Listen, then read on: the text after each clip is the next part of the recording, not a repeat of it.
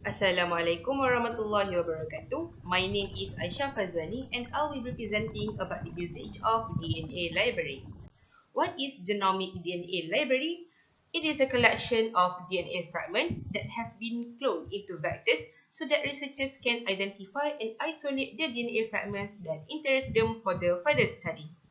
It also can be used as the substrates to physically map and sequence the entire genomes, clone agriculturally important genes, and to investigate gene expression patterns. Furthermore, genomic libraries also provide powerful tools and resources for evaluating germplasm conservation stocks and biological diversity.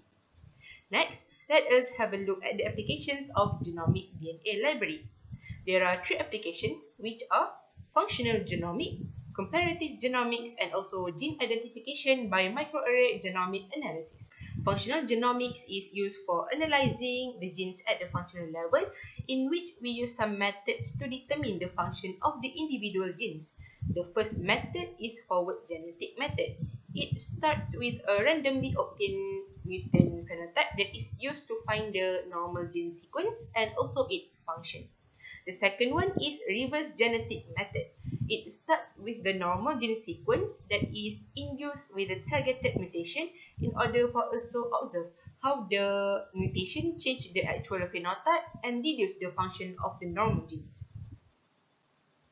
Next, genes identification by microarray analysis. Microarrays consist of an array of many individual fragments of DNA immobilized on a solid support, such as glass, that hybridize with complementary target sequences in the organisms of interest.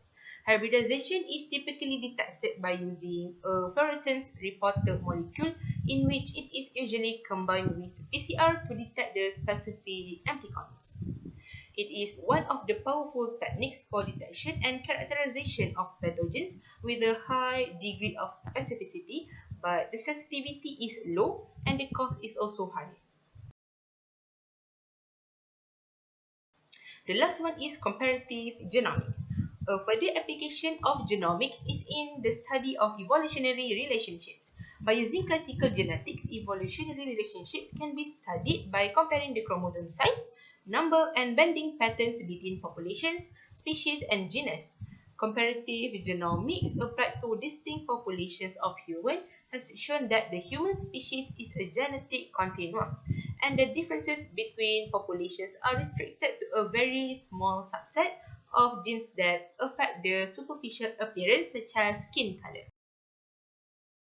The first advantage is genomic library construction is the first step in any DNA sequencing project. If we want to sequence any DNA materials, the first step involved in the process is to construct a genomic library.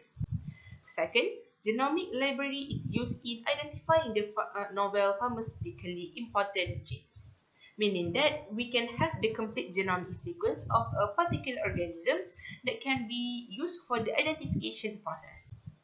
That it helps us in understanding the complexity of genomes, meaning that different organisms will have different level of genomes complexity. By making genomic library, we can easily study their genomes and its complexity. Next, it also serves as a source of genomic sequence for generation of transgenic animals. As we know, transgenic animals are those who have foreign genes.